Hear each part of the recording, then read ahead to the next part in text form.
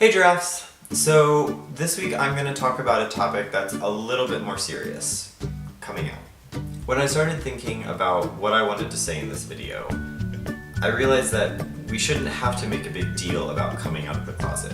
It's just part of your journey, part of your life. That being said, I decided I would go ahead and tell you my whole story, just for the simple fact that there might be someone out there that needs to hear what I have to say.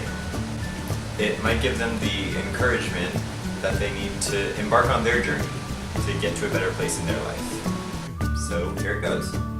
As just about any non-heterosexual will tell you, I've always known, to an extent at least, even though I denied it for a really long time. I always felt differently when I looked at guys than when I looked at girls. But I always told myself that I just wanted to look like them.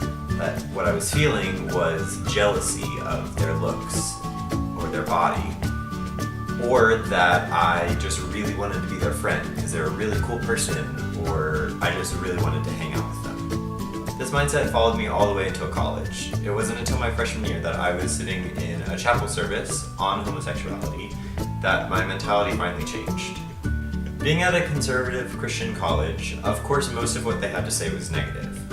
Or so my friends told me. However, all that I heard was that we, no matter who or how we are God's creation. He made us just the way we are, and the only way to honor and praise Him is to accept and to love who and how He made us, period. After that, all my doubts and questions were gone. I knew that how I felt was okay. Now let's pause for a second. I know that not everyone watching this video is a Christian or even believes in God, so this part of the story might turn you off to what I have to say. But please bear with me, because I wasn't just apprehensive about being gay because of my faith or my religious upbringing. It was a social fear as well. Would my friends still treat me the same way? Would my family still support me? I had all of these questions too, but they were also put to rest when I finally accepted the fact that I am who I am, and that's perfect. So once I came to that conclusion, I began telling some of my close friends. I was amazed at their love and support that they had for me, and how happy they were that I was finally me. One of those people, of course, was my best friend Rose. When I told her, she burst into tears, and my heart dropped. I thought that she was upset that I was gay, and sad that this horrible thing was part of my life now. But then she said that she was crying because she didn't want me to have to live a life of persecution and torment. And she was sad that I might not ever get to be with the person I love because of the way society was. So of course, that made me burst into tears as well. Next, I had to tell my parents. I told my dad first because he asked one time, and I didn't want to create and keep up with this big lie, so I just told him.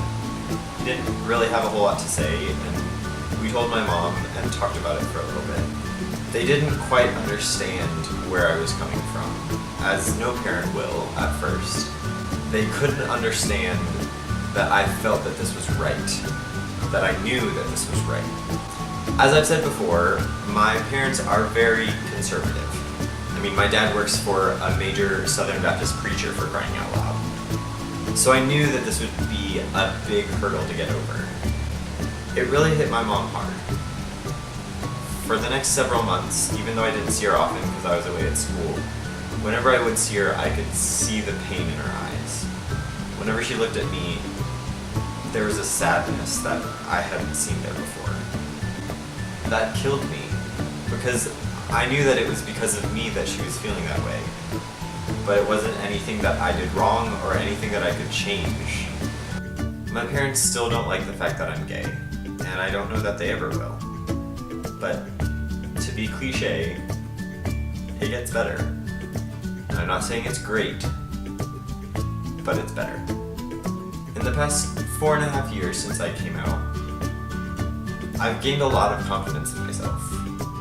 Not only in what I do and the choices I make, but who I am as a person. Along with that confidence comes an independence. Rather than needing the approval of parents and friends and other family members, all you really need is the approval of yourself. Once that confidence is built, it doesn't really matter what people think of you. If they don't approve of you, who needs them? At this point, I've come out to the majority of my friends, my immediate family, and I've started coming out to my extended family. My journey isn't over, and it never will be. Coming out is always a scary process. Everyone's gonna react differently. Some negatively, some incredibly positively, and some that are complete surprises. But it's honestly one of the most freeing experiences to finally be able to be yourself.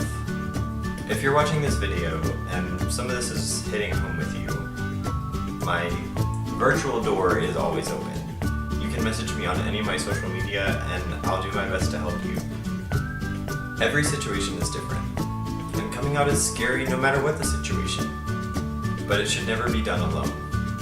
The only reason I got through it and I'm where I am today is because I had a support system. Both my friends in real life and some of my virtual friends from social media. And right now, I just want to say thank you so much to everyone who's stood by my side and supported me through my journey.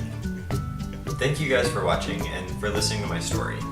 If you have any questions or anything you'd like to say, just leave it in the comments box and I'll try and answer it.